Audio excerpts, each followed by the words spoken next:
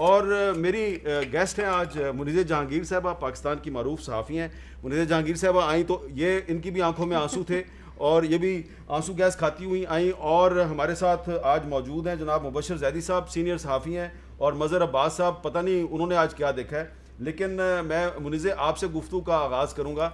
ये जो आपके सामने भी शैल पड़ा हुआ है, और जब आप थोड़ी देर पहले आई तो आपकी आंखों में आंसू थे, और अभी आप सुन रही हैं हमारे इर्द गिर्द क्या हो रहा है, हंगामा हो रहा है और काफ़ी परेशानियां हमें।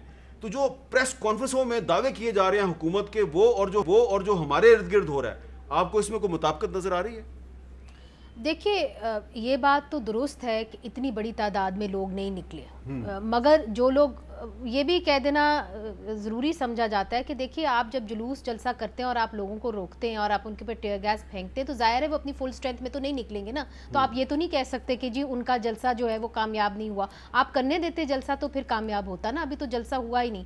दूसरी तरफ से जो आप कह रहे हैं कि जी हुकूमत जो बात कह रही है, देखिए टोला यहाँ पे पहुंचा है, हमारे साथ ही ये जो आपका दफ्तर है उसके नीचे वहाँ पे उन्होंने अभी कंटेनर एक उल्टाया है।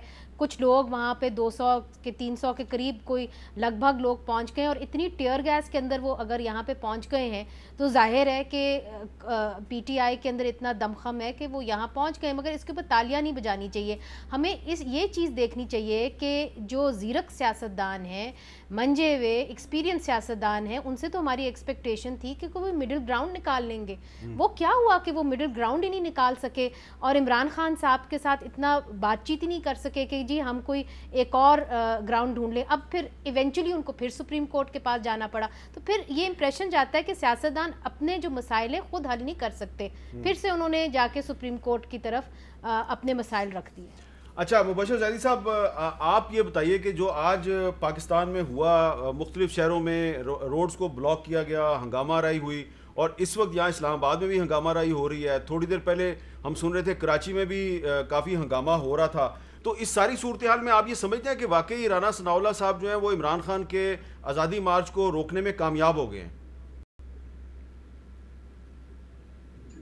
देखिए हामिद मीर साहब, 2 रोज से छापे पड़ रहे थे, पुलिस लोगों के घरों में घूम रही थी, और उसके अलावा हमने जो आज डॉक्टर यास्मीन राशिद के साथ हुआ वो भी हमने देखा, और सड़कों के ऊपर जो कुछ हुआ। उसके बाद अगर राना सनाउल्लाह साहब ये फरमाते हैं कि इमरान खान की आवाम के लिए इमरान खान के मार्च के लिए आवाम नहीं निकली, तो उसका सीधा साधा तरीका था, आप रुकावटें हटा देते, उनको वहां आने देते अगर उनके पास नहीं थी। मगर देखिए, हमारे यहाँ हर हुकूमत एक ही तरह से रिएक्ट करती है। कुछ क्रेडिट हमें देना चाहिए पिछली हुकूमत को कि जब मौलाना फजलुर रहमान आए थे, आपको याद होगा, बिलावल भुट्टो जरदारी आए थे, आपको याद होगा।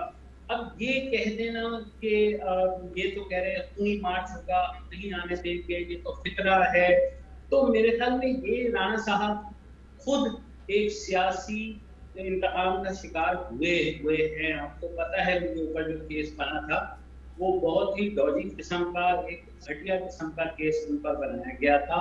मगर उन्होंने हुकूमत में आके बजाय इसके कि वो इस चीज को समझते कि किसी भी तरीके से हम अपोजिशन के साथ बात करें, उन्होंने वही किया। उन्होंने ताकत का इस्तेमाल करना शुरू कर दिया, और आपने देखा कि सुबह से लेके एक के बाद दूसरे जो है प्रेस कॉन्फ्रेंसेस हैं, हुकूमत की है, मरियम नवाज की है, मरियम नवाज की हैं, खुर्रम दस्तगीर साहब की हैं, राना साहब की हैं।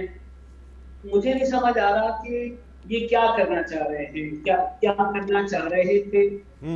आपने देखा लोगों के घरों में पुलिस गई, किसी के घर में जिसको ये गिरफ्तार करने गए थे वो मौजूद नहीं था। इसके मतलब है कि इनके पास इंफॉर्मेशन नहीं थी, और ये कह रहे हैं हमारे पास इंटेलिजेंस इंफॉर्मेशन थी, तो वो इंफॉर्मेशन गलत साबित हुई। आप मुझे बताएं, जस्टिस नासरा के घर, नासरा इकबाल के घर जिस तरह से ये कूदे हैं, तो वलीद इकबाल सेनेटर हैं, और मेरा नहीं ख्याल हामिद मीर साहब के किसी सेनेटर को लोकेट करना तो मुश्किल काम है। अच्छा, ये आपका नुक्ता बड़ा अहम है, आपका ये नुक्ता बड़ा अहम है कि अगर वाकई लॉन्ग मार्च या आज़ादी मार्च नाकाम हो गया तो फिर आपने रुकावटें क्यों खड़ी की हुई हैं? आप रुकावटें हटा दें। मज़हर अब्बास साहब, आपका क्या ख्याल है कि अगर वाकई राना सनाउल्लाह साहब का दावा अगर दुरुस्त है और मरियम नवाज शरीफ साहबा का दावा दुरुस्त है कि लॉन्ग मार्च नाकाम हो गया, आज़ादी मार्च नाकाम हो गया, अवाम ने इमरान खान के मुंह पे थप्पड़ रसीद कर दिया, तो फिर ये रुकावटें ख़त्म करें ताकि जो थोड़े बहुत लोग हैं वो एक्सपोज हो जाएं? शुक्रिया मीर साहब। मेरा ख्याल है अपोजिशन जीत गई आज और हुकूमत हार गई।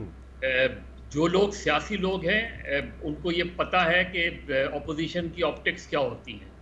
हुकूमत जब भी टेयर गैसिंग करेगी, चाहे अपोजिशन गलती पर हो, तो वो हमेशा गवर्नमेंट के अगेंस्ट जाएगा। अभी जब ये जो कराची में जो कुछ हुआ, मैंने शर्जील मेमन साहब से पूछा कि आपको क्या ज़रूरत थी ये सारी चीज़ें। उन्होंने कहा जी वो कराची पोर्ट भी बंद करने वाले थे, कई शाहराहों को बंद करने वाले थे, इसलिए हमारे पास चॉइस कोई नहीं थी।